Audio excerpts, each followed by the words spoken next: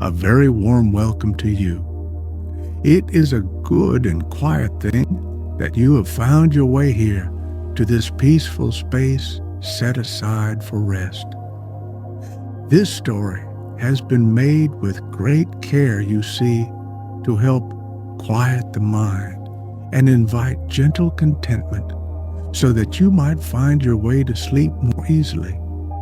If this tale brings you comfort, a simple like a subscription to our small corner of the world, or a quiet comment would be received with much gratitude. Tonight, we will be visiting the Plateau of Hollowed Hours. It is a place of profound quiet, where you can feel the memory of stillness in ancient carvings and listen to the wind sing across blooms made of silence itself. Here, there is only the gentle hum of peace and a chance for true respite. Chapter 1. The Arrival on the Still Plateau. It is a wonderful thing, surely, to arrive at a place that has only ever existed in quiet speculation. Ronan had followed paths that were little more than suggestions, guided by a feeling in his heart that pulled him toward a great and abiding silence. Now, standing at the edge of the Plateau of Hollowed Hours, he felt his journey's end and its true beginning were one and the same. Before him stretched an endless, smooth plain of the palest cream, a surface that seemed to drink the light of the soft gray sky and hold it within. The air, he noticed, was the first true quiet he had ever known. It was not an absence of sound, but a presence of stillness, cool and clean against his cheeks, and carrying the faintest scent of dry earth and something like distant, clean rain. He took a slow, deliberate step onto the plateau. The ground beneath the sole of his soft boot was not hard, as he had expected, but yielded with a faint, silken pressure, like walking on packed flour. It made no sound. He began to walk, his gaze drawn across the immense, unbroken flatness toward a horizon that seemed a lifetime away. Above, the sky was a dome of such a gentle, uniform blue that it felt less like an emptiness and more like a soft blanket tucked in at all edges of the world. A feeling of being very small, yet perfectly safe, settled upon him. It was the feeling of a held breath finally released in a place where there was no need to ever hold it again. The sun was a diffuse white glow behind a thin veil of cloud, and it cast no sharp shadows, only a soft luminescence that seemed to rise from the ground itself. As he walked, his body began to relax in ways he had not realized it could.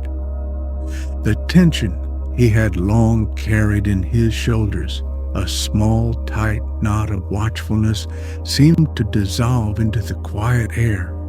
His breathing, once shallow and quick with travel, deepened and slowed, finding a languid rhythm that matched the unhurried drift of the clouds.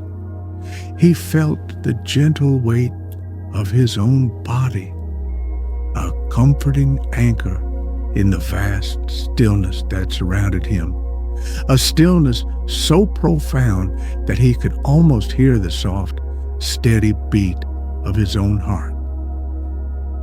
For a long time, the only change in the landscape was the subtle shifting of light and the slow passage of his own quiet footsteps. The world he had left behind with its bustling sounds and pressing needs felt impossibly distant, a story read long ago. Here there was only the smooth ground, the vast sky, and the clean, cool air that filled his lungs with peace. It was a place that asked nothing of him, simply offered its profound and unending calm. The air itself seemed to weave a sense of tranquility, a gentle caress that promised rest and a deep, quiet comfort to any who were weary enough to seek it out. Then he saw it, a low, rounded shape far ahead, appearing as a slight curve against the straight line of the horizon.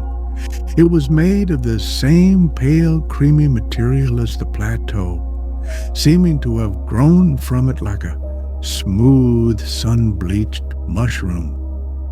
As he drew closer, he saw a simple arched opening, a dark and welcoming curve that suggested shelter and warmth. There was no door, only an invitation.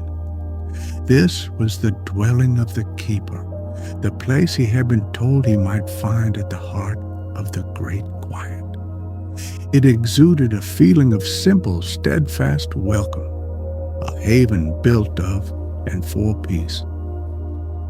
He paused before the opening, his hand resting on the smooth, cool curve of the wall.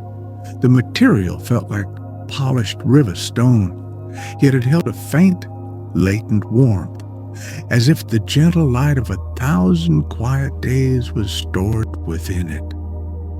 From inside, there came no sound, only a sense of profound and restful stillness, deeper still than the quiet of the plateau itself. He could smell the faint, comforting aroma of dried herbs and something like warm bread, scents that spoke of simple sustenance and gentle hospitality. Ronan took a slow breath, the clean air filling him with a final, settling calm. He felt the last vestiges of his long journey fall away, leaving him feeling light and present in this singular peaceful moment. The quiet of the dwelling seemed to pull him gently forward, a soft current of peace drawing him in. He felt his eyelids grow heavy, a comfortable weariness settling deep in his bones, the kind that promises a long and dreamless sleep. This was a place to rest. Stepping through the curved doorway, he left the great expanse of the plateau behind and entered the gentle, quiet dark. The interior was a single round room, its walls curving up to a small opening at the very top that let in a soft, circular patch of the sky's gentle light. The air inside was warm and still, holding the comforting scent of chamomile and baked earth. A simple cot with a thick hand-woven blanket lay against one wall, and a low table held a clay pot and 2 simple mugs. It was a space of pure and simple function, built for nothing more than quiet living and peaceful rest. He felt a sense of profound relief, a feeling of having, at long last, arrived home. Chapter 2. Tracing the First Grooves. The next morning arrived not with a sharp dawn, but with a slow, gentle brightening of the world, as if the light itself was hesitant to disturb the quiet. Ronan awoke feeling more rested than he had in years, the soft weight of the woven blanket a comforting presence. He stepped out of the dwelling into the cool, pearlescent air, the vast, smooth expanse of the plateau greeting him like a calm sea. It was this gentle sense of peace that encouraged him to explore, to wander without purpose or direction, simply to be a part of the immense and silent landscape that stretched out before him in every direction. He walked with an unhurried gait, his eyes half closed as he focused on the sensations around him. He felt the silken texture of the ground through his soft shoes and listened to the low, sighing hum of the wind, a sound so constant it became a part of the silence. It was then, as his gaze drifted downwards, that he noticed them. Etched into the pale surface of the plateau were countless shallow grooves, lines that curved and swept and intersected in patterns that were at once random and deeply intentional. They looked like the dry beds of ancient rivers, yet they were smooth and perfect, as if drawn with a giant's finger. Kneeling, he chose a single sweeping groove that curved away from him like a gentle question. The edges were soft, worn by ages of something other than water or wind. He hesitated for a moment, then reached out and placed his fingertips into the shallow channel. The surface was impossibly smooth, cooler than the surrounding ground, and as his fingers brushed against it, he felt it. A low, soft hum, a vibration that was felt more than heard, traveled up his arm. It was a deeply calming sensation, a resonant frequency that seemed to tune his own body to its peaceful note, and with it came a faint, enveloping warmth that blossomed in his palm. He spent the remainder of the morning in a state of quiet wonder, moving from one carving to another. Each one felt subtly different. Some hummed with a steady low note, like a sleeping giant's breath, and felt warm to the touch. Others had a fainter, higher-pitched vibration and felt cool and smooth, like holding a perfectly polished stone from a deep, clear stream. He closed his eyes, letting his sense of touch guide him, tracing the gentle pathways and feeling the soft chorus of vibrations that rose from the ground. The scent of ozone, crisp and clean, seemed to cling to the air just above the grooves, a smell like the world washed new. It was as he was tracing a particularly intricate spiral that a soft voice spoke, as much a part of the quiet as the wind. They have a story to tell if one learns how to listen. Ronan looked up to see an old man standing nearby, his face a map of kind lines, his eyes holding a gentle and knowing light. He was wrapped in a simple robe the color of the pale ground, and he seemed as much a part of the plateau as the carvings themselves.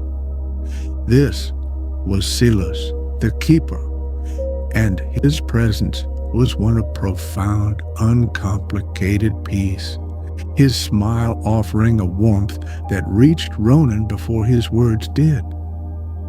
"I can feel them," Ronan said, his own voice a soft murmur, a kind of warmth, a humming. He looked at his hand, still resting in the groove, as if seeing it for the first time. The vibration was a gentle, steady pulse against his skin, a quiet and ancient heartbeat. Silas nodded, his smile deepening. He knelt beside Ronan, his movements slow and deliberate, and placed his own weathered hand into the groove a little way down. "It is the memory of time," he said softly, his voice a low, soothing cadence. "Long ago, time did not just pass here. It pooled, it rested. These are the shapes it left behind." He gestured to the countless lines stretching toward the horizon, and Ronan saw them anew, not as carvings, but as the quiet testament to forgotten peaceful hours. As the sun began its slow ascent, the light changed, turning the air to a soft, rosy gold. This new light did not simply fall upon the plateau. It filled the grooves, pooling within them, just as Silas had described.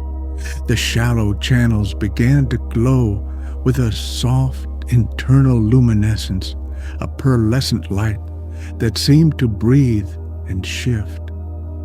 The humming grew a little stronger, and the warmth spread from Ronan's hand up his arm, a deeply soothing sensation that eased a tension in his chest he hadn't known was there. He sat with Silas in comfortable silence, watching the ground come alive with gentle moving light, and felt a sense of wonder so pure and quiet it felt like coming home. Chapter 3. The Language of Stillness. In the days that followed, Silas became Ronan's quiet and gentle guide. There were no formal lessons or long explanations. Instead, Silas would simply join Ronan on the plateau, and through simple shared moments, he would reveal the secrets of the grooves. He taught with his hands and with his serene presence, showing Ronan that the language of the plateau was one of texture and warmth, a story felt in the fingertips and understood in the quiet spaces of the heart.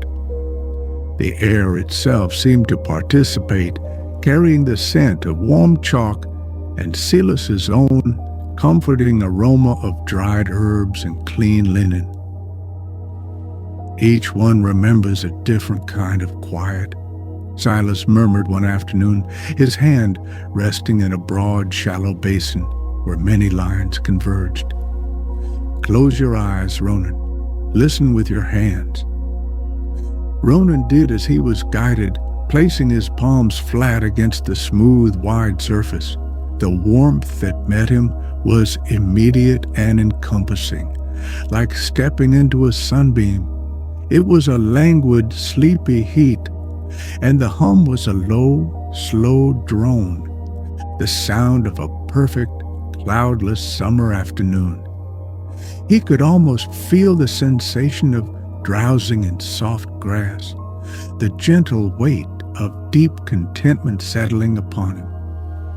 Silas then led him to a different set of carvings, a series of tight, sharp turns that felt different beneath his questing fingers.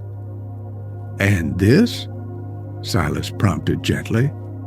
Ronan traced the lines, and this time the sensation was a cool, crisp vibration, a quick and gentle pulse that seemed to awaken his senses.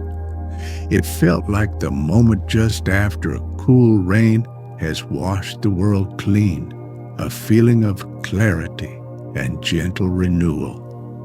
The scent of ozone was stronger here, a smell so pure it seemed to quiet his mind, leaving only the pleasant, tingling sensation in his hand and the soft sound of his own steady breathing. One evening, as twilight painted the sky in shades of soft violet and dusty rose, Silas guided him to a place where the grooves ran particularly deep. Nestled in the hollows were small, strange blooms.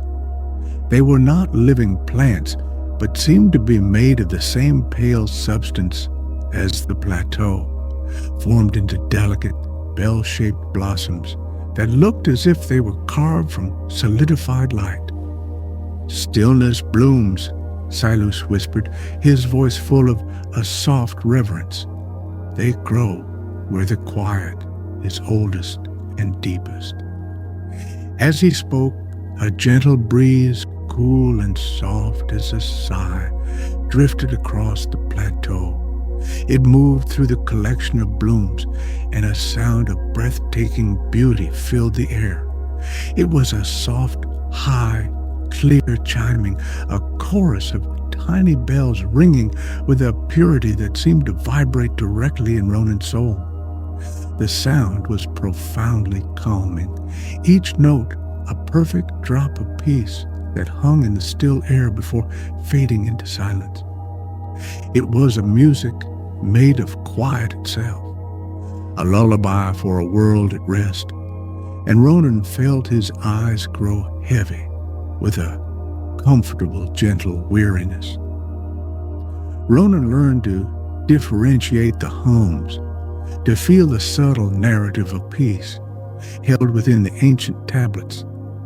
There were grooves that held the quiet joy of a shared soft-spoken word, and others that remembered the profound stillness of watching the stars emerge one by one in a dark, clear sky. He felt the soft warmth of a hearth in winter, the cool relief of shade on a warm day, the gentle comfort of a familiar hand. These were not memories in the way he understood them, but pure sensory echoes of peace, distilled and held forever in these gentle, glowing lines. The magic of the plateau was not grand or loud. It was a soft, pervasive presence, as gentle as the light that filled the grooves at dusk. It was in the warmth that soothed his hands, the vibrations that quieted his mind, and the delicate chiming music of the stillness blooms that seemed to sing directly to his heart. It was a magic of being, of presence, of sinking so deeply into the peace of the moment that everything else simply fell away. He would sit for hours, his hand resting in a groove, feeling the slow pulse of an ancient afternoon, his own breath falling into rhythm with its timeless, peaceful beat. Under Silas's gentle tutelage, Ronan was not just observing the plateau, he was becoming a part of it. He began to feel the low hum even when he was inside the quiet dwelling, a faint, constant vibration in the soles of his feet, a reassuring presence that grounded him. The peace of the place was seeping into him, not as an idea, but as a physical sensation. It was the warmth in his limbs, the slowness of his pulse, and the soft, easy rhythm of his breathing as he drifted toward sleep each night. The chiming of the blooms, a faint and beautiful echo in his mind. Chapter 4. Reading the deeper tablets. Ronan's days settled into a simple, peaceful rhythm, as gentle and predictable as the rising and setting of the sun. He would wake with the first soft light, share a quiet morning meal of warm grain and herbal tea with Silas, and then walk out onto the vast, silent expanse of the plateau. His explorations now took him further, to the older, deeper parts of the Great Plain, where the tablets of time were more intricate and their hums more profound. He moved with a slow, mindful grace, his entire being focused on the simple, calming act of tracing the ancient silent stories with his hands. He found a section of the plateau where the grooves were woven together in patterns of incredible complexity, like a vast organic tapestry. Here, he would spend his entire day in solitary contentment, a small, still figure in an immense landscape. He would choose a single long flowing line and follow it from its beginning to its end, a journey that could take hours. His fingers, now sensitive to the subtlest vibrations, read the history of peace held within. He felt the stillness of a deep, unbroken winter sleep, a sensation of being perfectly held and protected, which brought a feeling of immense safety and a gentle weight to his limbs. The thoughts that had once occupied his mind The worries and plans and memories had all but faded away. They were replaced by a quiet, observant presence. His focus was entirely on the sensory experience of the moment, the impossibly smooth texture of the groove beneath his fingertips, the gentle, pervasive warmth that flowed into him, the low, resonant hum that was now as familiar as his own heartbeat. The sky above was his ceiling, the horizon his wall, and the clean, dry scent of the chalky earth was the constant, pleasant air he breathed. This simple, profound connection to the world around him was the most peaceful state he had ever known. In the late afternoons, when the light grew soft and golden, he would sit and simply be. He would lean back, his palms flat on the warm surface of the plateau, and feel the chorus of 1,000 different hums rising through him, a symphony of serenity. The tension had long since left his body, his posture relaxed and open. He would watch the slow, majestic drift of a single puffy cloud across the vast blue canvas of the sky, his mind as clear and open as the space above him. There was no need to think, only to experience. The gentle breeze would carry the distant bell-like chiming of stillness blooms, a sound that felt like the plateau's own quiet thoughts.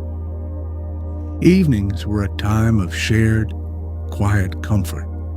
He would return to the dwelling to find Silas calmly tending to a pot of fragrant tea, the air in the small, round room thick with the comforting steam. They would sit together on soft cushions, sipping the warm, soothing liquid from worn clay mugs that fit perfectly in their hands. Often, they would speak no words at all. Their silent companionship, a source of deep contentment. The simple act of holding the warm mug, feeling its heat seep into his palms, and breathing in the aromatic steam was a meditation in itself, grounding him in the peaceful present. Sometimes Silas would murmur a fragment of an old story, his voice a low, gentle rumble. He spoke of how the first silence had settled on the world, a soft, heavy blanket that formed the plateau. He told of how the first breeze had learned to sing by passing over the grooves. These were not stories of action or event, but gentle creation myths of peace itself. And Ronan would listen with a soft smile, the words washing over him like a warm, gentle tide, adding another layer to the profound calm of the place. As he lay on his cot each night, cocooned in the warmth of the thick blanket, Ronan would feel the day's peace settle deep within him. He could feel the memory of the grooves in his hands, a gentle, tingling warmth. He could feel the deep, slow rhythm of the plateau's hum resonating in his chest, a steady, calming beat that guided him effortlessly toward sleep. His breath would become slow and deep, a soft exhalation of gratitude for the profound, simple quiet that now held him completely. He was not just on the plateau. He was a part of its stillness, and it was a part of him. Chapter 5. The Hum Within. A morning came when Ronan awoke with a new and certain knowledge. The quiet of the plateau was no longer something he had to seek by placing his hand in a groove. It was already there, a gentle, constant resonance within his own chest. He could feel the low, steady hum in his bones, a soft vibration that seemed to align with the slow, peaceful rhythm of his own heartbeat. A profound sense of peace had settled so deeply within him that it felt as if it had become a part of his very being, as natural and effortless as the act of breathing itself. He spent the day in a state of quiet gratitude, walking the familiar paths of the plateau with a light step. The sun was warm on his shoulders, a gentle, comforting weight. The air, with its clean, dry scent, felt like a welcoming embrace. He knelt by a cluster of stillness blooms and listened as the breeze drew out their soft, chiming song, and he heard it not as an external sound, but as an echo of the music that was already playing softly within him. He smiled, a slow, easy expression of pure contentment, knowing that this was a peace he would never lose. He found Silas sitting near the edge of the plateau, gazing out at the endless horizon with a serene expression. Ronan sat beside him, and for a long time they remained in their usual comfortable silence. The warmth of the sun-soaked ground seeped into them, and the air was filled with the gentle, pervasive hum of the resting hours. There was a feeling of completeness in the air, a sense of a quiet circle being gently closed. The world felt perfectly balanced, perfectly still. "The stillness remembers," Silas said softly, his voice a gentle murmur that did not disturb the quiet. He turned his kind eyes to Ronan. "And now it will remember through you wherever you may go." There was no sadness in his words, only a simple statement of a beautiful truth. The plateau gave its gift not to hold, but to be carried, to be shared with the world in the quiet way that one carries the scent of rain after a walk. Ronan knew it was time for his gentle departure. His journey to this place was over, and a new, quieter journey was about to begin. He felt no sense of loss, only a heart full of a soft, glowing thankfulness for the keeper and for the silent language he had been taught. He stood, and Silas stood with him, placing a warm, dry hand on his shoulder for a brief moment. It was a gesture of farewell, of blessing, and of shared understanding that needed no words. As he walked back toward the edge of the plateau, the way he had come, the world seemed softer, the light more gentle. The low hum was a constant, reassuring companion, a quiet promise of the peace he now carried. He could feel the memory of warmth in his hands, the echo of the chimes in his ears, and the profound stillness settled like a smooth, cool stone in the quiet pool of his mind. He was taking the plateau with him, not as a memory, but as a living, breathing part of himself. He paused one last time at the edge of the great, pale expanse and looked back. The keeper's dwelling was a tiny, soft curve in the distance, and the plateau itself stretched out, calm and eternal, under the vast, gentle sky. A soft breeze drifted past him, carrying the distant, clear chiming of the stillness blooms. It was not a sound of farewell, but a gentle reminder, a soft note of continuity. With a final slow exhalation, Ronan turned and walked on, his footsteps soft and sure, his heart a vessel of profound and unwavering peace. The hum of the hollowed hours went with him, a quiet, gentle lullaby for the rest of his days.